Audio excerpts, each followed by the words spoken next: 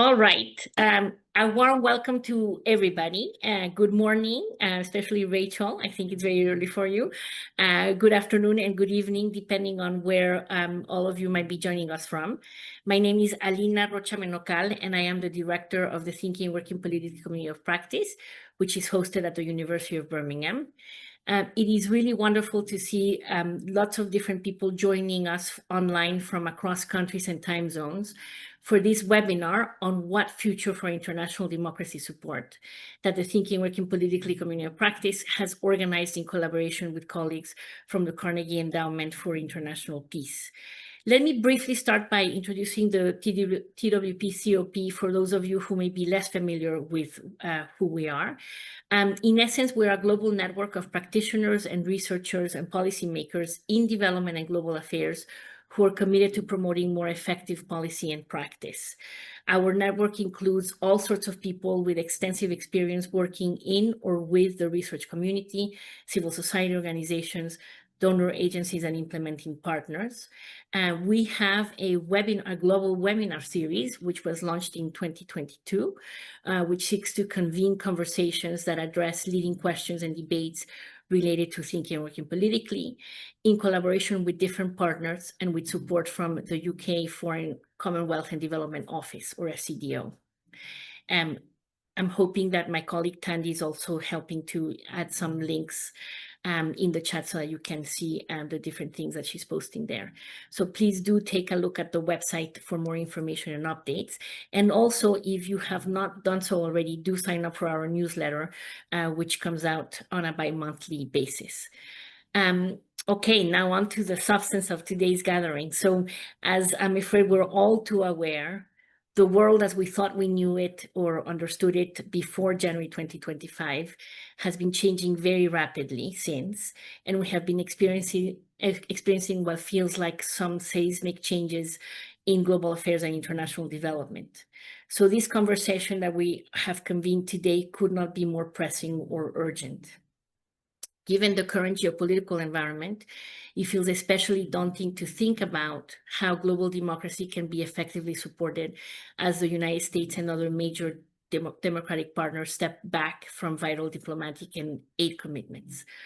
So I am delighted to welcome a stellar lineup of panelists who are leading voices in this space and have begun to explore what kind of reinvention this field might need and what might be possible. So just briefly about the structure, we will start with Rachel Kleinfeld and Richard Youngs, who are both senior fellows at the Carnegie Democracy, Conflict, and Governance Program. And they will kick us off with exploring whether and how there's a necessity to reinvent the field and to take advantage of this crisis as an opportunity, drawing on a recent paper that they have also co-authored with Tom Carothers, whom you may also see in the panel lineup. And the title of their paper, which is also the title that we borrowed for this discussion, is What Future for International Democracy Support? And after we hear from them, we will turn to Stefan Kossoff, who is also there on the panel, who is head of democratic governance at FCDO. And he will be providing some reflections, speaking from more of a donor perspective. I also wanted to say that we had very much hoped to welcome Kojo Asante from the Ghana Center for Democratic Development to share his views, drawing on his extensive experience working to foster democracy on the ground in Ghana and other countries across Africa. But very unfortunately, he is not able to join us because he has had a last-minute emergency. So I just wanted to say that to you because I know we advertised that he was joining and he's not able to do so. After we hear from our three panelists, we will have plenty of time for questions and discussion with the audience. And before closing, I have invited Tom Carothers, who is the director of the Carnegie Democracy, Conflict, and Governance Program, to share some remarks with us. So without further ado, the floor is yours, Rachel, and let's hear from you. Thank you. Thank you so much, Alina, and it's so nice to see you. It's so nice to see Stefan. I have to say, if we're going to face really harrowing times, it's good to face them with such good people. And it's just been such a pleasure with both of you in the thinking and working politically community. And we'll get to this one too, but it's going to be tough. So we start with the notion in this paper that we're at an inflection point and that democracy support needs a significant rethink.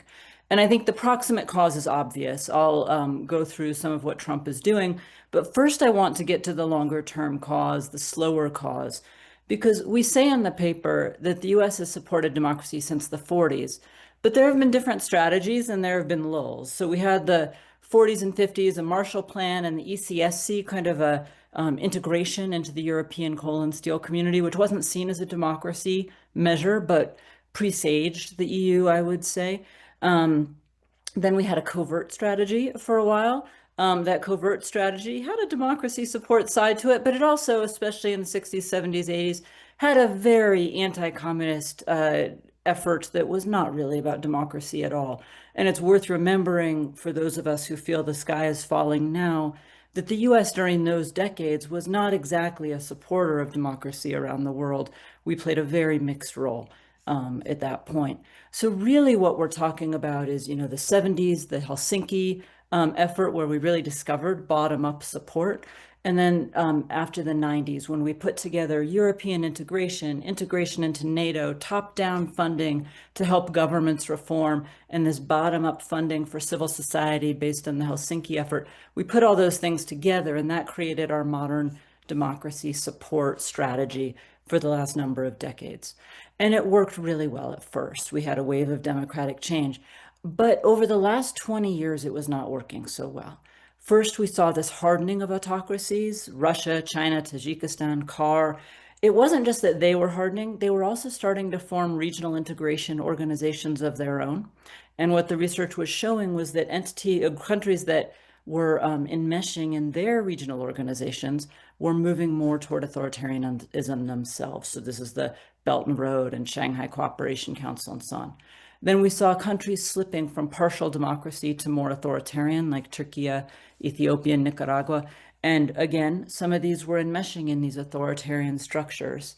And then we saw this backsliding of consolidated democracies. And I would argue that this was all because our strategy was starting to fail, and it was failing slowly. And so it was a little harder to see. Enmeshment in the EU really worked during the accession phase, but it was much harder afterward and sometimes worked in reverse, as with Hungary, where the money was propping up problematic government. You had top-down help to governments, which really worked when they wanted to reform and did not particularly work when they didn't want to. And as authoritarian countries offered them more options, more and more didn't want to. And then bottom-up support became a lot harder because autocracies were helping each other. People power revolutions like in Belarus or Venezuela, the election results, that would have become a democratic breakthrough in past years. And this time it didn't, because Russia sent money or military aid, or other countries that were autocracies helped out. It became harder for civil society to act because of 15 years of closing space that had made it very hard for civil societies. And demand was softening, and the democracy support community is really wringing its hands about this with narratives. Richard's going to talk about that, I'm sure. But it's not just narratives. The Helsinki model assumed that dissidents could organize populations for change, but a lot of that had to do with this conflation of economic growth and democracy that we saw in the 90s, and that was both changing because of China's narrative, but also just changing. We were seeing illiberal ideas on the left, neo-reactionary tech ideas, a right strongman revival, so these illiberal ideas on all sides that were gaining ground. And then sort of a weakening attractive power as democracies had more and more internal problems. And then while we used to have a sort of one-directional democracy support to the rest of the world, the consolidated democracies were becoming less attractive because of resurgent authoritarians supporting politicians in our own countries, deepening polarization in our own countries, and playing roles in disrupting our own democracies. So I'm going to speed up a little bit here because you know the rest of the story. So our strategy wasn't working so well. And then suddenly Trump was elected, inaugurated, and within 2 weeks, we started seeing USAID being dismantled, democracy support being cut. America lost about 85% of our democracy aid. But also as Trump rattled sabers and changed NATO, Europe wanted to reinvest in its security infrastructure, and so its aid, all of its aid, is down about 7%, according to the OECD. Now, it's not clear how much of that is democracy aid, but some of it's going to be cut. It's much more than just money, of course. There's all the US diplomatic efforts, the visiting of trials, the prisoner negotiations, the refuge for people made stateless, agenda setting. There's the military diplomacy that the US did. Brazil, prior to its election, there was a lot of military discussion of what's now looking like a coup. And the US military basically tried to put the brakes on that ahead of time. And then, of course, it's not just a null. The US is really pushing on the other side of the ledger now. It's not just that it's cutting VOA, it's providing cover for authoritarians to hit their own media in the way that the US is undermining its media. We're seeing about a quarter of civil society groups internationally facing a lot of scrutiny, new legal restrictions, and so on, from Peru to El Salvador to Serbia, in part because of things that Elon Musk was saying about criminality. We're now using, the US, I should say, now using Magnitsky sanctions against Brazil for actually pushing for a democratic outcome in its own situation. So you could very much argue that the US has pushed to the other side of the ledger. And that can undermine international bodies that we're a part of. Other countries can also undermine international bodies that they're a part of as they move more authoritarian. So Turkey, Hungary, and so on. And this is making it much, much harder to keep the other dominoes afloat. I know that's a dangerous analogy to use, but if the US is not putting money into Moldovan parliamentary elections, and Russia spent 200 million euros to push their presidential elections in a directionality last year, who's monitoring those elections now? Well, for that particular one, the Swedes, the French, the Ukrainians, the Council of Europe, a whole bunch of entities stood up.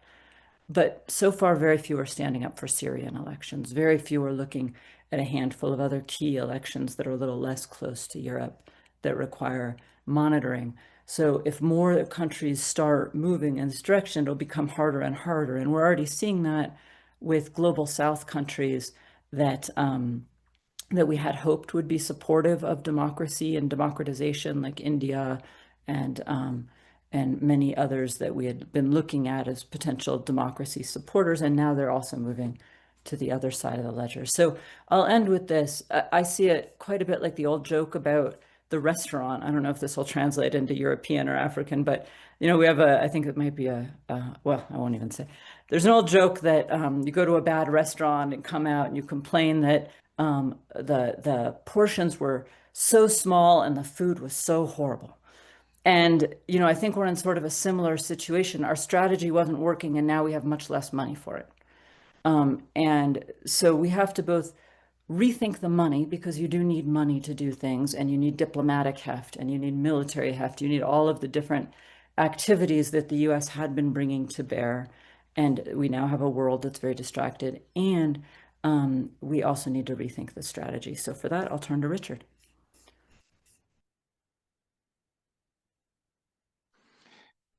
Thank you, Rachel. Likewise, a pleasure to see everyone and participate in the conversation. So Rachel has summarized our diagnosis of the inflection point. We then offer 6 suggestions for ways in which these problems might be addressed. Our suggestions are not just about countering Trump. As Rachel indicated, we see the problems running far deeper, and there has not been a major rethink of democracy support since the 1990s, and so this is overdue.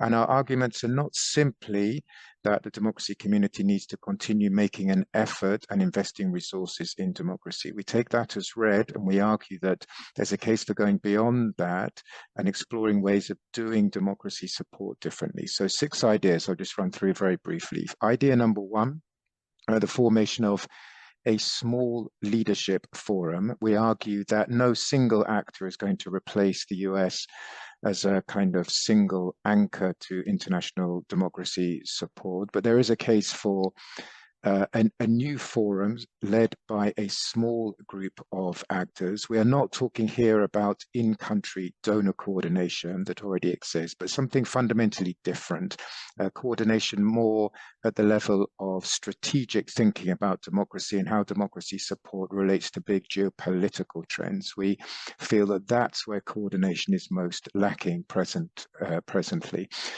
We come down in favor of a small group. So this is not like existing democracy initiatives like the Summit for Democracy or the Community of Democracies. A big tent approach clearly has advantages, but has proven to be somewhat unwieldy in an operational sense.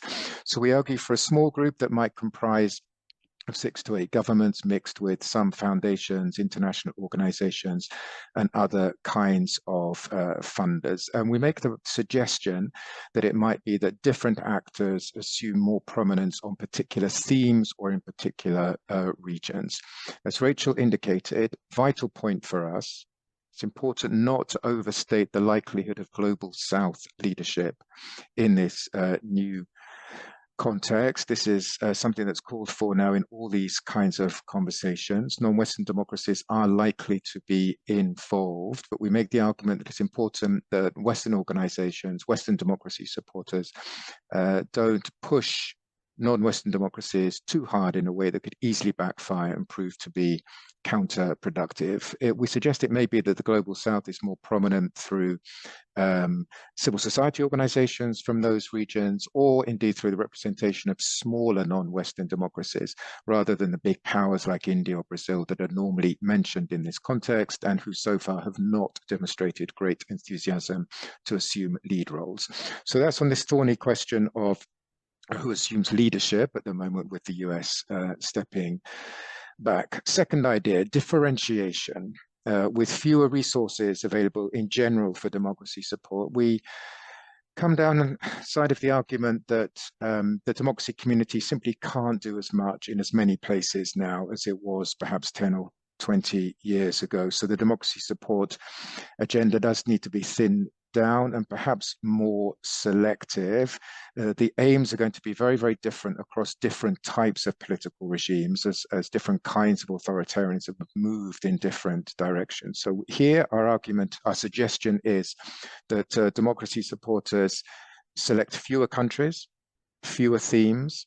They coordinate on where donors can really make a difference. It may be that some donors feel that they can have most concrete, tangible impact, for example, in countries showing early signs of backsliding, or in countries where there may be potential for some kind of positive democratic turnaround, just to give 2 examples. Our point is here, this is where we really need coordination, where democracy support really needs coordination to get beyond this very scattergun approach that we feel pervades at the moment, and where there's not really a very ordered distinction between the policies pursued by different donors. That's our second suggestion, a thinned down, more differentiated approach to democracy support.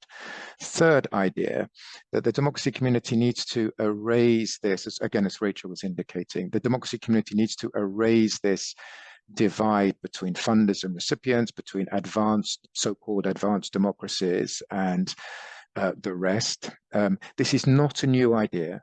We are not being original here. This idea now has been around for at least a decade, but we do express a frustration that very little progress has been made on this. This is a suggestion that always comes up in these conversations, but we feel that ministries, aid agencies, bureaucracies, international organizations, whose remit generally covers the external side of democracy support, have frustrated progress on this. They blocked any major change on this. And it seems to us the fact that democracy support is still mainly done by incorporating political elements into traditional development aid no longer makes sense, so much sense, when clearly there are, as Rachel was saying, as deeper problems in so-called advanced Western democracies as anywhere else in the world. It may be that if the larger, well-known democracy foundations simply don't have the remit to make this bridge between internal and external work, new kinds of bodies need to come to the fore to take forward this more holistic approach to democracy support.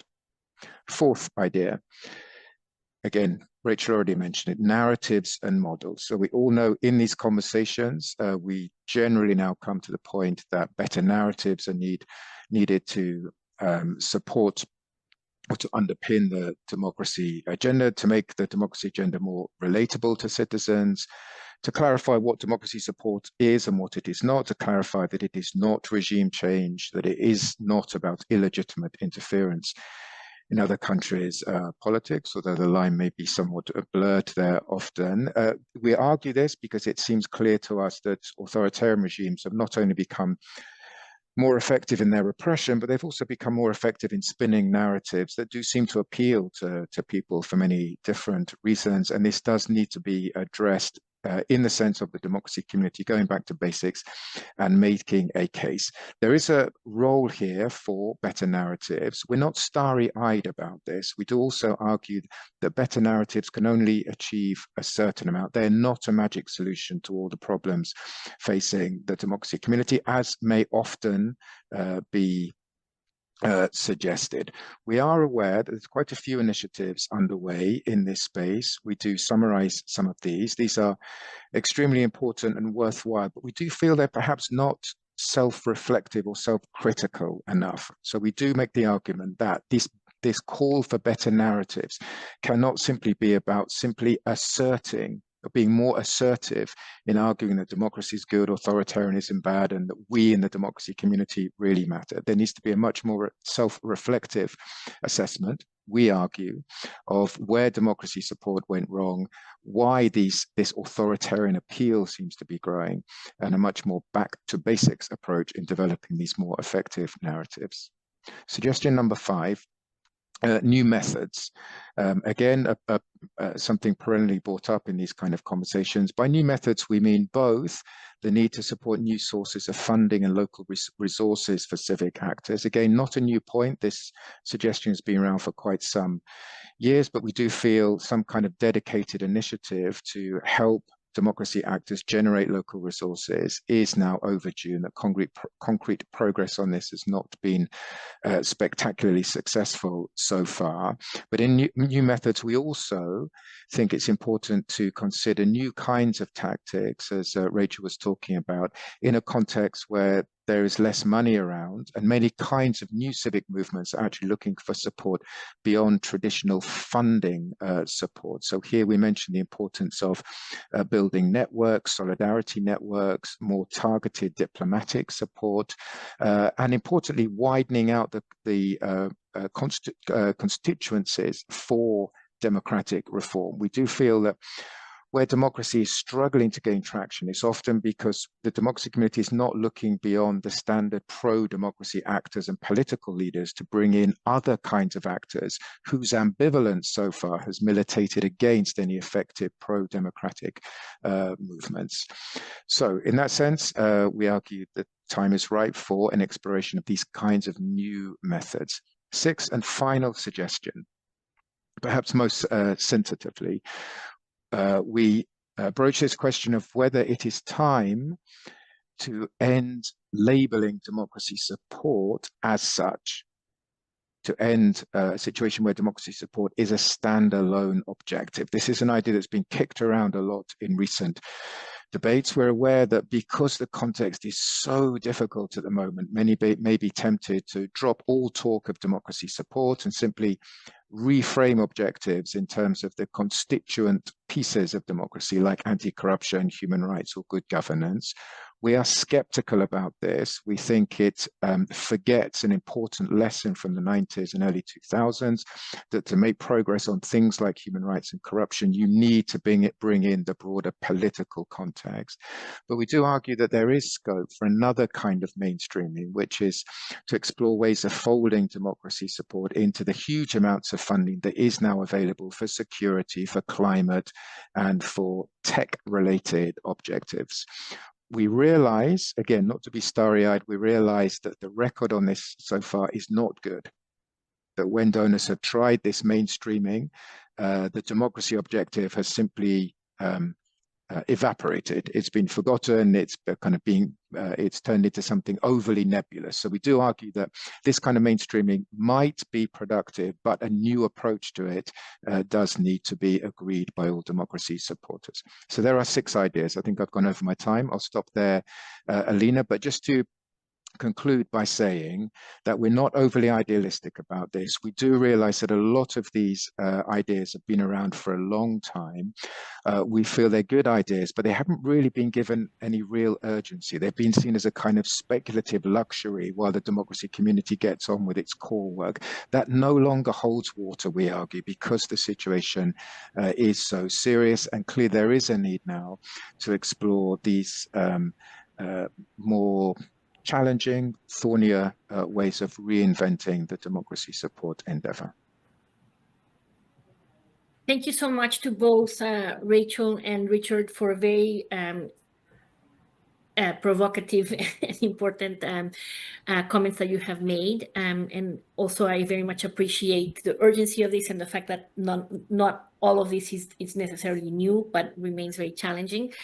I will turn to Stefan in a second, but just to highlight, I think some people are doing this already. We have a chat, and it will be great to get comments there. And then once we open the floor for questions, we actually, I think, can invite people to raise their hands and ask questions directly if they would like to do so, or again, do so in the chat. Okay, Stefan, over to you.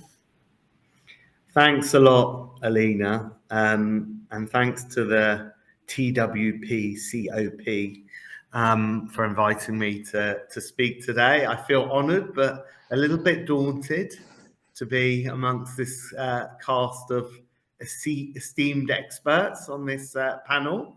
But I will do my best to, I guess, offer an FCDO perspective on some of the issues that have been raised. And I just want to say, you know, thanks to Carnegie colleagues as well for this really thought-provoking paper and the discussion which it's triggered. And basically, I agree with what everyone says on it being timely and very much needed. I won't repeat what Rachel said much more eloquently than I could do about the context for this conversation, but just to basically agree that we are indeed, I think, at somewhat of an inflection point, but also, as Rachel underlined, some of the trends that we're seeing manifested now are part of longer term processes. But the upshot is, you know, we are seeing democratic backsliding across the board and have been for the last couple of decades. We're seeing a loss of trust in democracy, even in mature settings, including the UK. We're seeing malign actors clearly having some success in undermining the democratic fabric in lots of contexts across the world, not least through activity in the information and digital arenas, which again, Carnegie has produced lots of excellent publications on.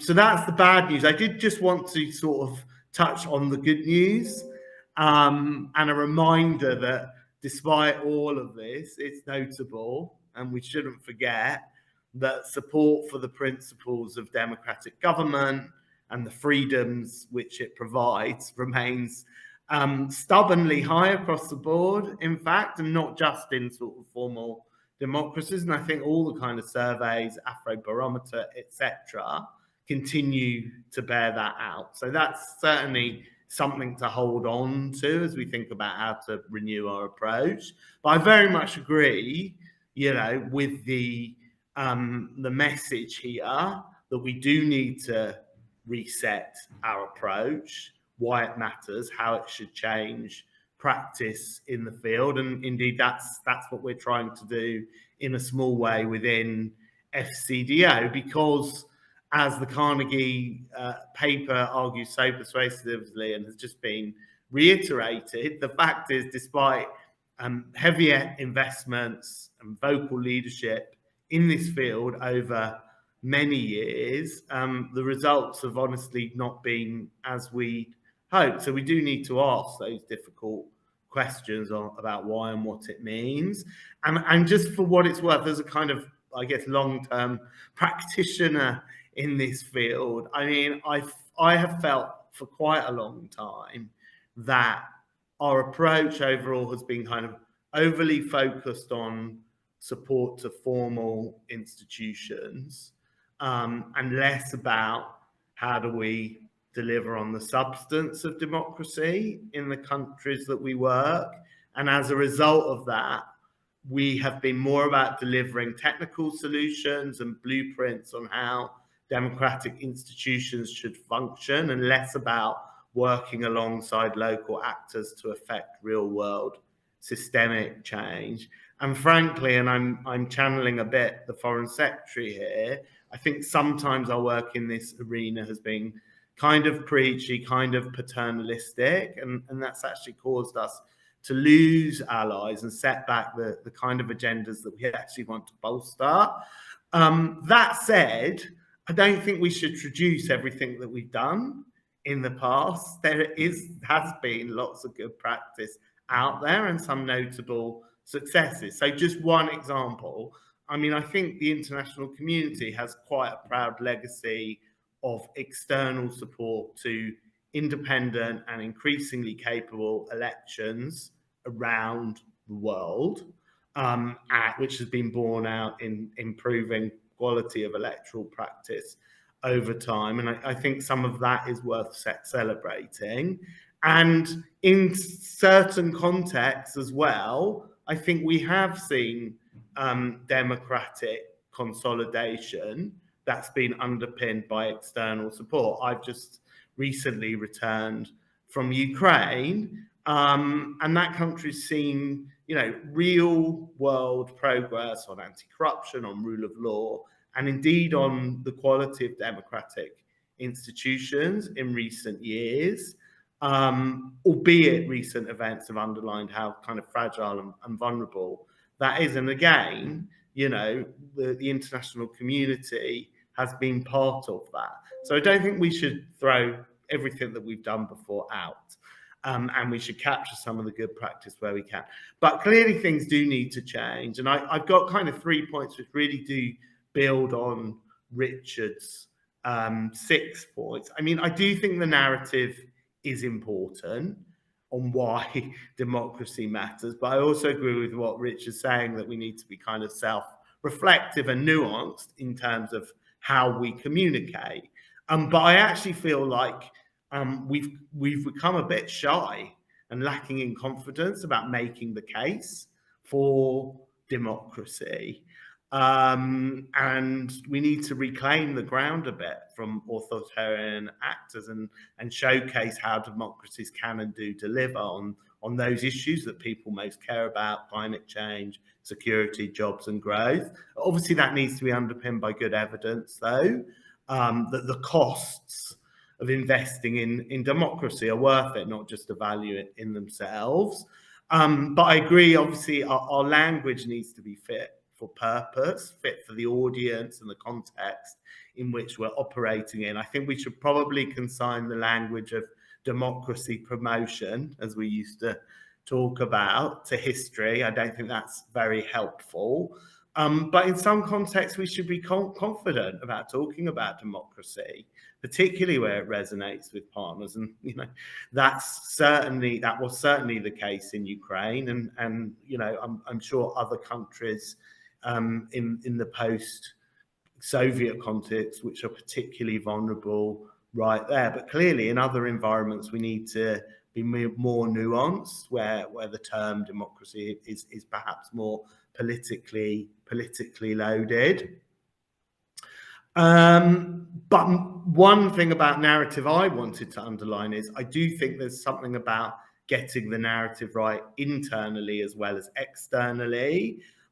In the kind of bureaucracy in which I work, I sometimes have the impression that people see this agenda as something of a nice to have, if you like, within a wider landscape of more important political security or development objectives, and that needs to change. We need to shift the dial on that. We need to reassert, for example, why work on democratic resilience is central to our national security preoccupations, what the risks of failure are in the Eastern neighborhood, but also other parts of the world too.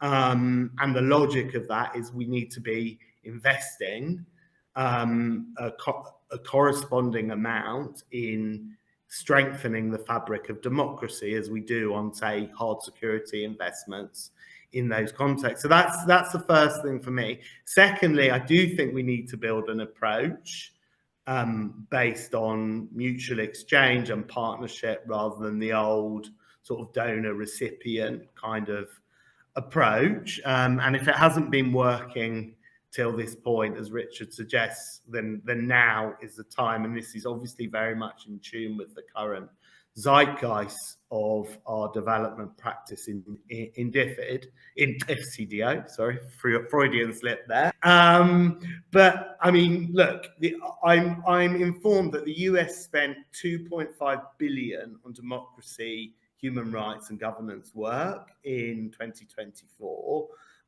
You know, the brutal reality is that's not going to be replaced. As Rachel says, other donors are also reducing their development assistance.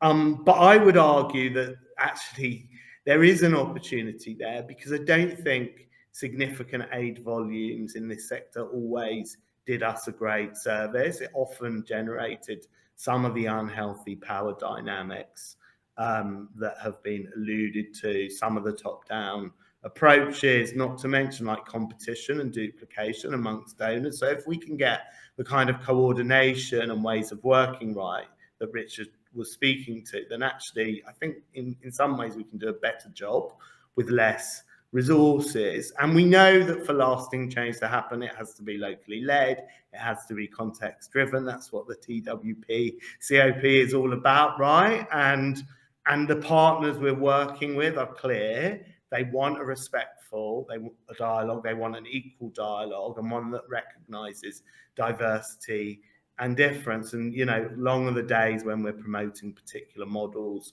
of democracy. There's loads of innovation out there from lots of different contexts, whether you're talking about Estonia and digital democracy, the work in Ireland on citizen assemblies, the work that's being done in Taiwan on digital literacy and countering misinformation. There's lots of innovation from different places that needs to be part of the package now. So I really strongly agree for the call for bottom-up cross-cutting approaches. And I guess in FCDO and DFID before that, I'd like to think that some of this isn't new. I mean, we've had programs which try and do the kind of things Richard were talking about in terms of building multi-stakeholder coalitions to affect political change for many years under the banner of what we call coalitions for change. And lots of other organizations like the Asia Foundation, for example, have had similar kinds of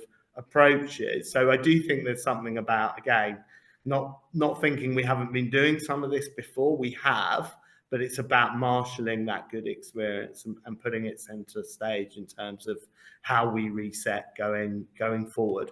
But it's really important that this isn't an aid conversation. I think both Rachel and Richard alluded to this. Aid is frankly less important in the world out there, and we need to be thinking about how we use all of the levers of our disposal, diplomatic, security, trade, to support democratic consolidation. And FCDO as a now merged department, that's really what we're trying to do. And then just my last point, as I fear I might be going over my allotted 7 minutes, is I do agree with this idea of reimagining leadership in the sector. And it obviously needs to involve voices and practitioners from both North and South.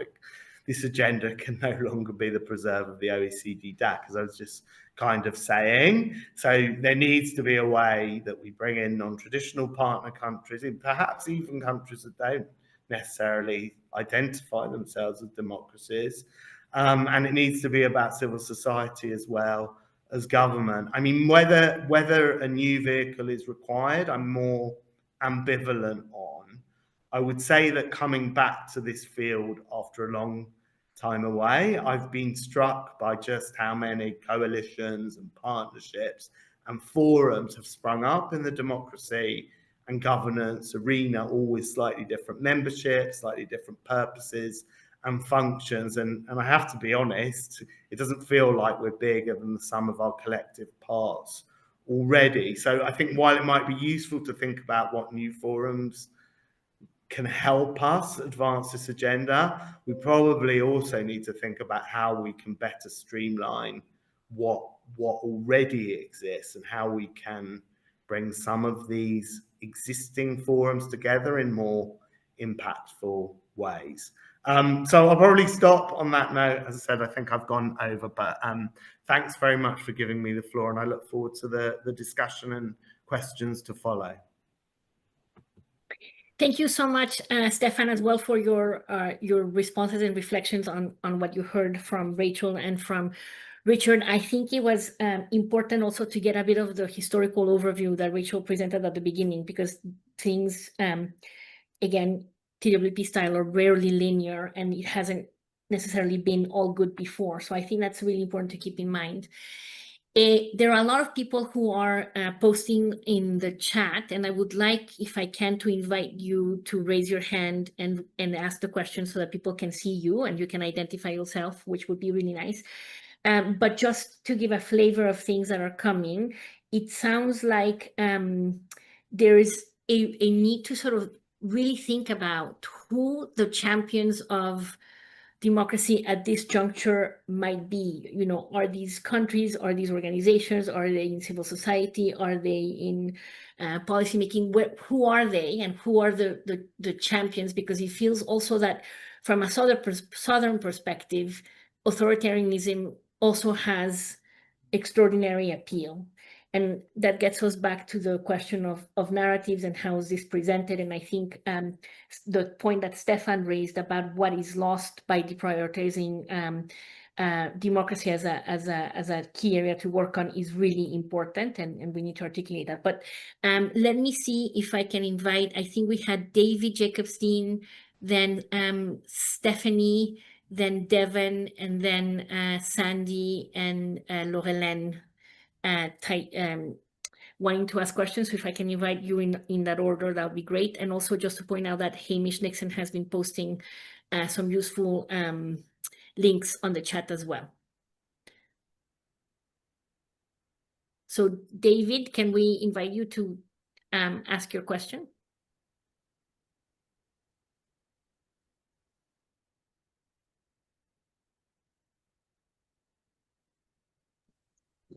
Yes, hello. Thanks, Elena, and thanks for a really interesting conversation.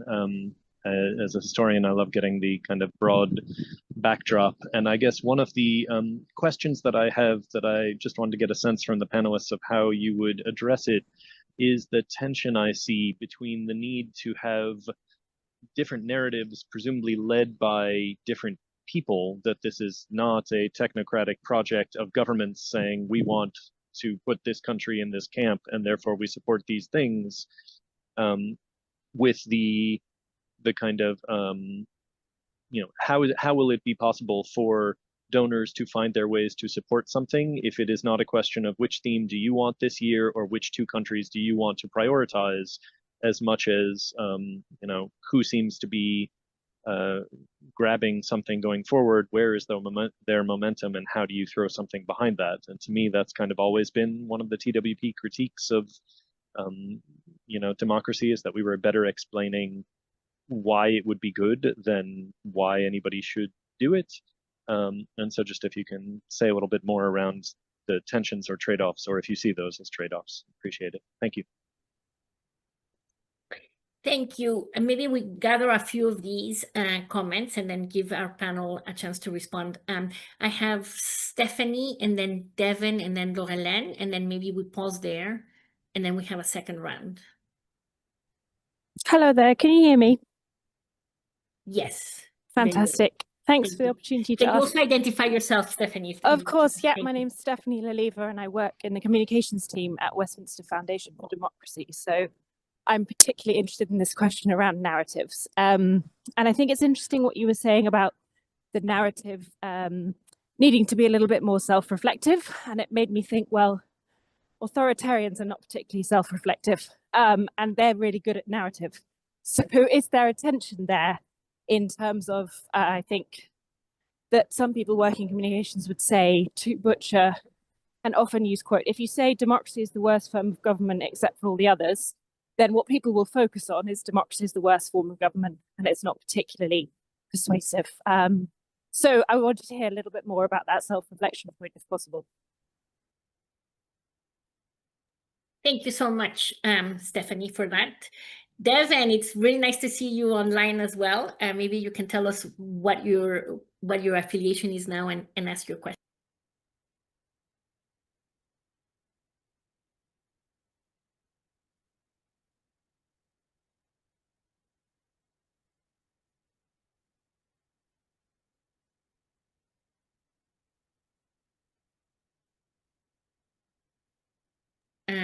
Okay, I'm not sure if he can do it.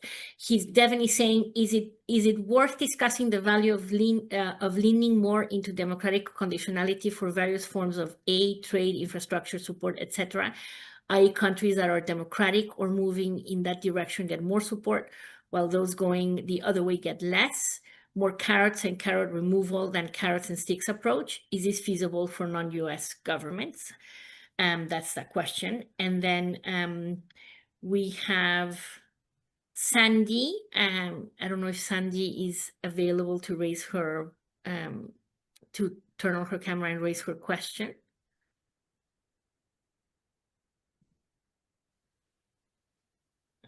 Hi, can you hear me?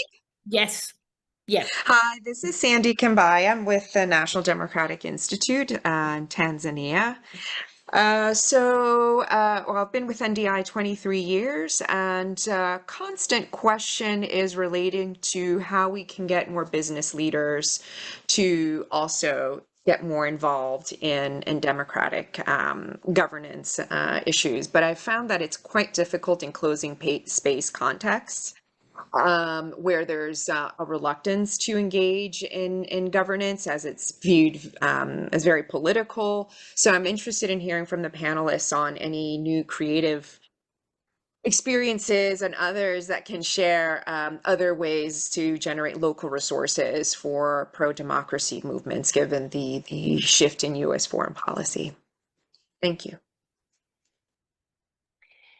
Great. And before I close this round, I know there's a lot there, but Laurelène Piron from the policy practice had one more question, and I wonder if, Laurelène, if you're able to raise your question. I can come in. I was given an unmute button. Thank you so much, everyone, for a wonderful panel and wonderful presentations. My question is just very practical. I've been spending time in many authoritarian countries in the past couple of years, most recently in the Sahel, and I would really love for you to explain concretely what this would mean in terms of working with a few people in those Sahel countries who are still trying to fight the system. Thank you very much. Okay, I think there's a handful of material there for the three of you to work with. So can I invite Rachel to respond to what strikes your fancy, and then Richard, and then Stefan. Thank you. Sure, I'll be very quick because I'd love for Tom to come in on this. On the narrative, I agree with the questioner. I actually don't think that the narrative is a deeply self-reflective one. I think we need some wins, and we need to spell out those wins. How did democracy support not just a country becoming a democracy, but how did democracy support help that case of democracy? I know that I'm vice chair of the Freedom House board. When our funding was being slashed by the US government, and we were in deep discussion with Marco Rubio, that's what we kept hearing from the State Department. Can you show us how the money worked? And we tried, but I think the field as a whole needs a lot more of that kind of narrative and making the case. Eric Friedenfeld has a great set of work on narrative showing exactly what was said, that this kind of self-reflection leads everybody to think of democracy as a very weak reed, as it were. On businesses, I'm finding the exact same thing in the United States, where I'm doing quite a lot of work and have been for trying to get business to come out. I think businesses need to be engaged prior to closing space to support democracy. Daniel Sachs Foundation is trying to do that in Europe, and I hope he has some success with that. But in terms of local support, I actually think in a lot of contexts, we're going to have to look at things like crowdfunding. I mean, really unusual ways of getting there. There used to be social organizations that were called burial organizations, where people would put together mutual funding to bury one another. These kinds of things. I know when another organization I'm a part of was looking at who's been hit hardest by the cuts, they found that countries that were very reliant on aid, like Cambodia, their democracy work has just really stopped in many ways. But other countries where there was a lot more local get up and go, like Thailand, have really just found ways to move forward with more local resources, some of that from the business community, but a lot of it just doing more with less. And I think that gets to some of the other questions about how do we act in these contexts. I mean, absolutely, we need to look for where is there local energy to do something. And I understand that is not how strategic governments are looking at it. You can't plan in a useful way for that. But there's just not much point when you've got a resource-constrained environment in pushing on a door that even the local folks aren't trying to open very hard. So we do need to pick and choose a little bit more. And the last thing I'll say, or two more things. One, in terms of doing work in both directions, working on our own countries as well, this is absolutely crucial. It's impossible if governments are providing the money. Carnegie was just having a meeting where we were talking about media and how even in France, the media is very supported by the government and can't be too critical of its own government. Imagine what it's like if you're the National Endowment for Democracy. How do you criticize the US government for what it's doing when all of your money comes from the US government? You can't. And so we absolutely need other funding mechanisms, and not just a little funding that makes it more plural. You need these large entities that do international work to not be funded by government. And it's one reason that Freedom House is trying to spearhead a global public-private fund that would insulate money from government. And then the final thing that I'll say is we really need to be thinking a little less about what tools do we have in our toolkit, and thinking a little more about what would change this country in question that we need to change, and working backward from there. And that's just not how we've been doing democracy support since we've accreted so many programs and projects and methodologies and so on. But I think this inflection point is much more of a, what would this country, which is really important, need to make the transition, and is that possible given the resources we have? So I'll stop there. Thank you. Richard, do you want to come in?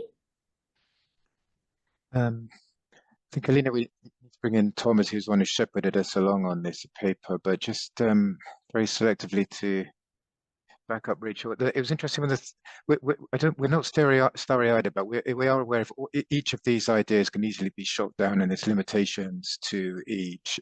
So I think the skepticism in the questions is healthy, but and even if they were pursued fully, they're not going to counteract all the problems facing the field. I mean, that the field is going to have to grapple with those problems, but we are convinced that at least some new ideas need to be brought to bear. We can't just carry on and talk about continuing to invest effort to do the same way with the same kind of funding or narrative. Something needs to change. I take Stefan's point about the fact that there's a lot of initiatives already being tried. We don't simply want to add another institutional level on top of that, but it might be that some small, loose, very agile, flexible forum can help specifically on this issue of injecting new ideas into how new methods can be brought to bear to democracy, and that might sit on top of all the other initiatives that exist. So we would argue there there's some added value. might be valuable. David's question is a good one, kind of against the idea of being more the community being more selective.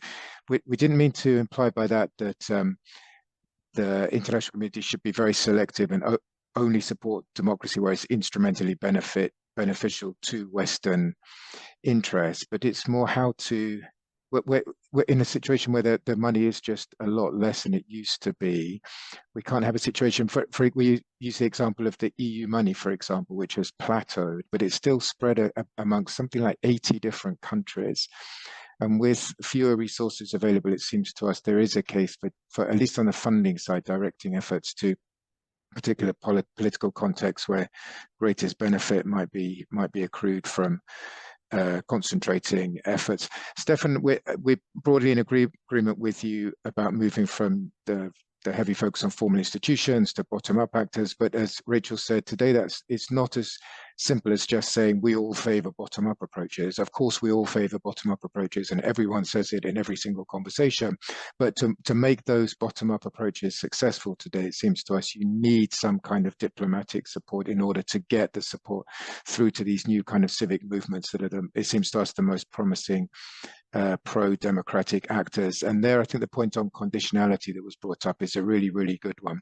I don't think any pro-democratic actor has really managed to develop a very coherent approach to conditionality, and the double standards on those kind of issues do sap the legitimacy of the whole field. So that's something we argue very, very strongly for.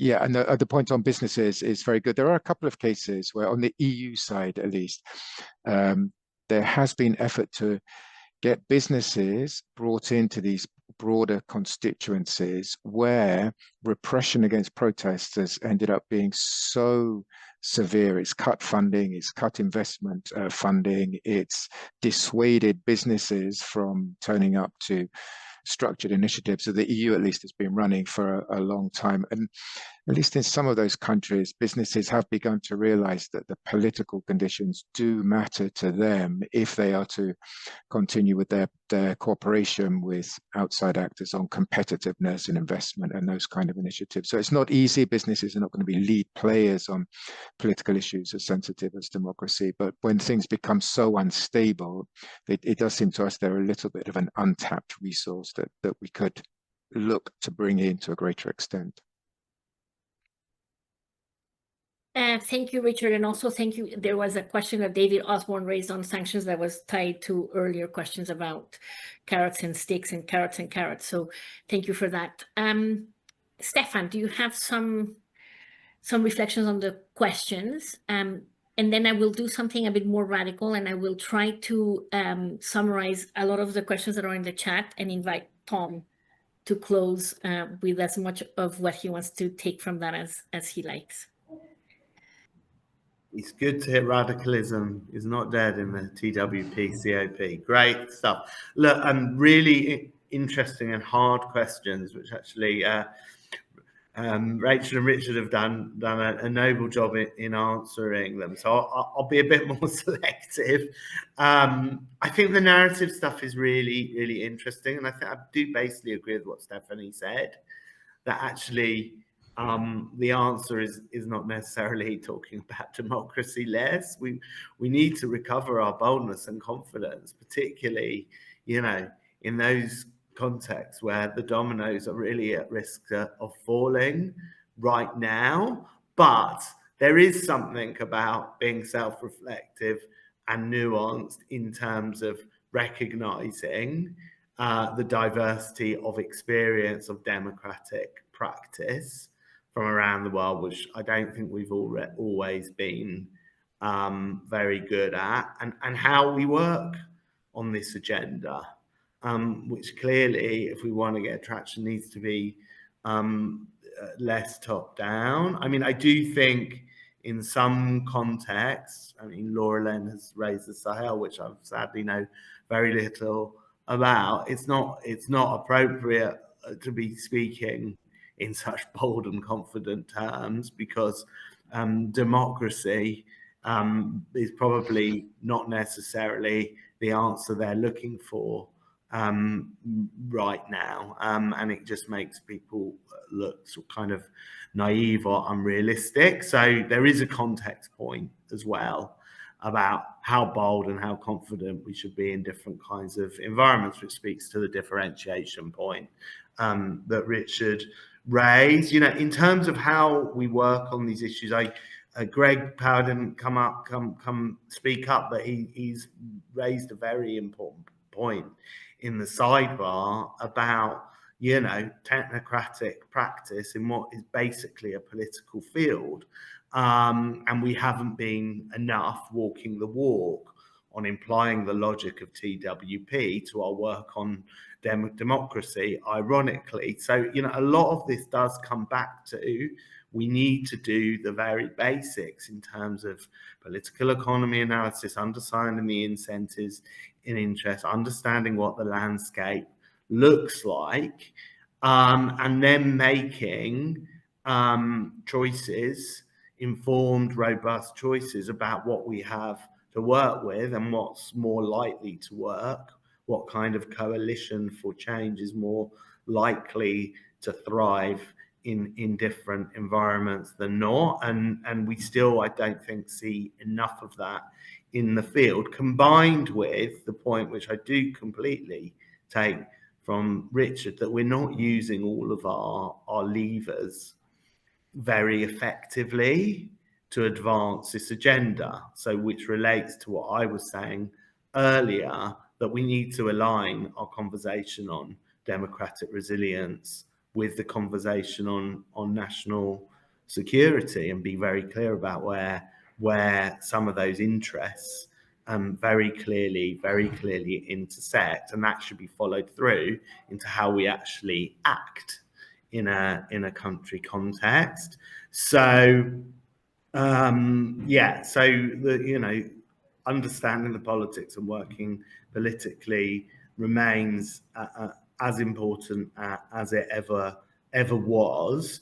I mean, coming back to the Sahel question, I don't know the context, but as I say, we shouldn't take a solution which is looking for a problem in this, and what I mean by that is, you know, democracy, you know, or building democratic institutions, elections, parliaments, those kinds of things is clearly probably not the recipe for moving countries of the Sahel forward. I mean, we used to talk quite a lot in the fragile states arena about the political settlement and getting the fundamentals of that right in those kinds of environments. So I feel like it's probably a slightly different question that we need to answer in those very fragile, very conflict-affected environments. I mean, lastly, on conditionality, I mean, I agree obviously on the consistency point, I think, but generally the evidence of many years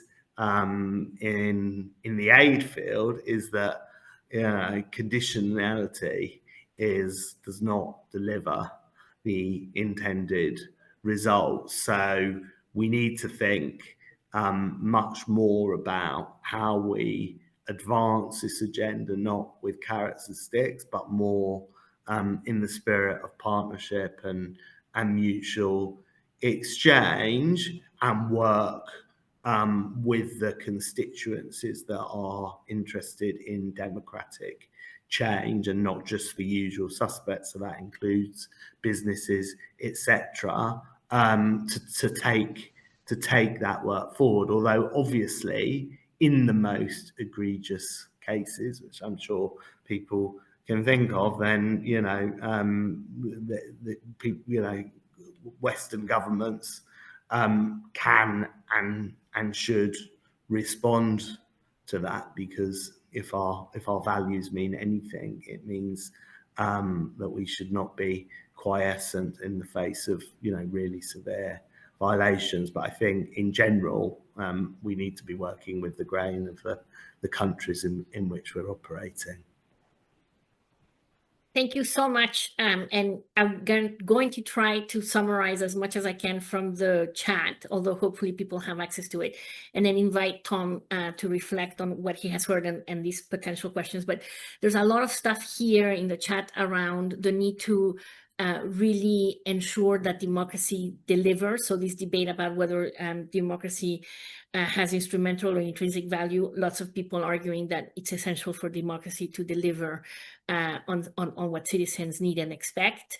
There's a question from Greg Power about whether it is actually possible to engage with the politics of democracy assistance, because so far democracy support has not engaged with the realities of fighting power on the ground. And again, the question of delivery. There have been exchanges here around how we find out what is working on the ground, whether it's work done explicitly on democracy or on service delivery or on other governance agendas that actually have made a difference, where democracy has been important, but there's not enough evidence about what has been working on the ground. And I think this remains a key question around the under-evaluation nature of this field. Last but not least, I want to invite Flor Gersovich to the floor, because she has a very interesting question on Brazil that I don't want to misrepresent. So Flor, can you raise your question and then we can let Tom have the last word? Hey, everyone. Can you hear me? Yes. So I live in conservative Brazil. We've been seeing wall-to-wall coverage of Magnitsky and education Magnitsky sanctions, and especially pocketbook implications over the last few weeks. And I join these global conversations. I see the latest investments in democracy, and I'm struck by how stuck they seem compared to what I see happening in country, including President Lula's use of sovereignty and economic tools to try to gain internal traction and broaden his coalition at the moment. And so my question is, how do we reshuffle the conceptual guest list of democracy support to bridge the gap between what we're seeing day-to-day work in terms of restitching domestic coalitions, restitching support for democracy, legitimacy for pro-democracy actors, whether it's civil society groups, as Richard's work documented during the pandemic, or more traditional work like health and epidemic AIDS advocates, for example, or other advocates, or in Brazil, the Sanitarista movement or other collective health actors that have long done work on this front, but definitely don't use our labels language or would make the same points. So that's the provocation. All right, Tom, over to you. Sorry to leave you with all of this stuff, but yeah, sure. Have for us. Alina, thank you again for organizing this session, and thanks for all the participants for coming and taking part. It's obvious from the questions that there's just an enormous amount of thinking going on, and emotions also. This is a very emotional moment for everybody engaged in this field, and I'm sorry we only have the limited time we have, and I hope we'll find other occasions to engage all of you. I see so many familiar names that are struggling with this moment and really trying to think it through as we are. We're all at sea to some extent, and I've tried to be honest about that in saying that this is a moment of tremendous self-reflection for this community. And what Rachel emphasized as slow change and then fast change is really what this is about. This is a field that's been in a very strange, I would say, state of only partial evolution over the last 20 years, which has suddenly, at least in the United States, run into a brick wall. I can't overemphasize how dramatic the shift is in the United States. It's not just about slashing democracy aid. It's about a repositioning of the United States in the world and moving away from a role that was, at least for several decades, central to its self-identity in the world. And you can ask yourself, how did this happen? It isn't, in a sense, that complicated. We all know in sort of wealthy Western democracies in the last 20 years, the political consensus is fracturing. New political forces are emerging, largely on the right, although somewhat on the further left, on the far right, of whatever nature you want to call them, illiberal, populist, nationalist, etc. The United States is the first wealthy Western democracy where they've won an election and taken power. And when they take power, they shatter the consensus on many, many things. And this the position of the United States as a supporter of democracy is one of them. The example of Brazil is a very good example of where the United States has shifted. The United States is now working against democracy in Brazil, using traditional tools like sanctions, democracy narratives, etc. This is the new world that we're in very quickly. Someone who runs a democracy organization here in the United States said recently in a meeting I was in, it isn't just that we've lost the support of the US government. The US government has turned on us and is now our enemy. How does this happen? After 40 years of support from the US government for the work we do around the world, we are now in opposition to our own government. So it's a radical time. One of the radical issues is, what do you replace? Whatever leadership the US was providing, it was mixed and it was ineffective in some ways, but it was an effort to be a leader in this field. I believe the answer to leadership, as we try to say, is in the paper, is really a radical decentralization of leadership. Leadership has to come from many different people on many different issues. There isn't going to be a summit for democracy anymore. That idea of this extremely broad coalition trying to sort of talk a common agenda and stuff, I just don't see that anymore. We need leadership on anti-corruption. We need leadership on media assistance. We need leadership on digital privacy. We need leadership on lots and lots of issues. And it's not going to come from any one actor. Different actors are going to find what they're good at leading it, not just governments, but non-governmental organizations. So a radical decentering of leadership. Second, the politics of this field. As so many of us have been saying, and this very community, which is why we're so delighted to partner with you, Alina, have said for 20 years now, democracy support is an intensely political field. All development aid is actually, but democracy is especially. And this field was set up encased in development aid organizations that were fundamentally uncomfortable with politics. We didn't go as far in this paper, but I suppose if we'd been in a more radical mood in May and June, we could have said, it was in a sense not a mistake at the time, but it's a mistake to continue the idea that democracy aid should be based in development aid organizations. It doesn't fit.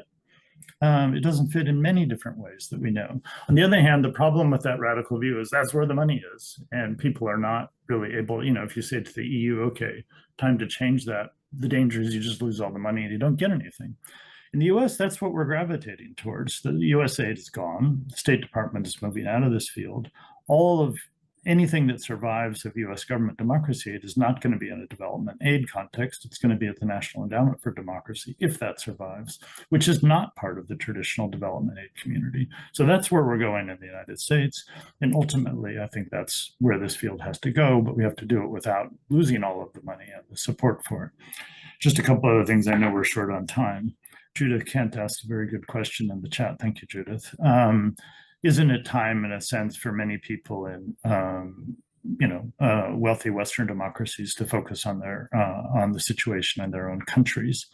We're certainly practicing what we preach at Carnegie. We have shifted a significant amount of resources within our own program to focus on US democracy. Rachel's a leader in that and well known in the US for her work on that, but others on the team are working on that as well. We're trying to support efforts then to work out from that. If you're in the United States right now, the battle over the rule of law is a day-to-day battle. It's one that we're feeling. I can look out on my street and see National Guard soldiers walking around. It's a day-to-day battle in the United States over what the rule of law means. And it makes it much more vivid if we think about whom might we support in another country or work with or partner with. It's a common endeavor. We're certainly not going to them and saying, here's our answer on the rule of law. We're going to say, wow, this is really difficult. This is a frontline issue, which we're struggling with. Let's put our heads together. So I agree with Rachel, absolutely. This is more likely to come from the non-governmental side, but it has to come, and it is coming. I would note that, Judith, in the US community, the thousands of people who have lost their jobs in the US democracy community, to the extent that there's a direction to where they're going, it's towards US democracy. They've formed an organization, DemAid, which is about using the expertise of US international democracy support, bringing it home to the United States and engaging at the state and local level. So that is happening in the United States. I think I'll stop there, Alina, because the time is short. Like I say, this paper is, Rachel and Richard and I and our other colleagues in our team, we're not radicals. On the other hand, this is, in a sense, a moment that calls for, it's a disruptive moment that calls on all of us to put aside our technocratic hats and to really think deeply about, how There can be, major change that meets this moment, that doesn't just fracture and disrupt and lose things, but rebuilds at the same time. So I think we're struggling with that. I think everybody else is as well. But it's a moment of intense importance. Not all is lost. And as Stefan says, there's still many good things happening. Many actors, governments, non-governmental organizations, citizens, multilateral organizations, etc., are engaged in trying to support democracy within and across borders. But the time is now to figure out what are the dimensions, the contours, the engagement, in a sense, the morals and the integrity of this field right now. So thanks, Elena, for that. We look forward to more conversations on this. Thank you so much, Tom, for those closing remarks, and really to the three of you for putting that paper together and starting to give shape to what kinds of conversations we need to be having. And Stefan, thank you so much for your reflections as well. I want to go back to the analogy that Rachel made at the beginning. I feel like we have been in a great restaurant, having a fantastic meal, having a great time. We're about to start dancing and we're getting thrown out of the dance floor and out of the restaurant into the cold world out there. So I'm really sorry that we're short of time, but I appreciate very much that there's great appetite for this kind of conversation. We're going to be saving all of the comments in the chat and circulating this and hopefully seeing ways to continue the momentum and the conversation. And thank you, Rachel, Tom, Richard, and Stefan for helping us to start with that. Best of luck, everybody out there. Thank you. Bye. Thank you.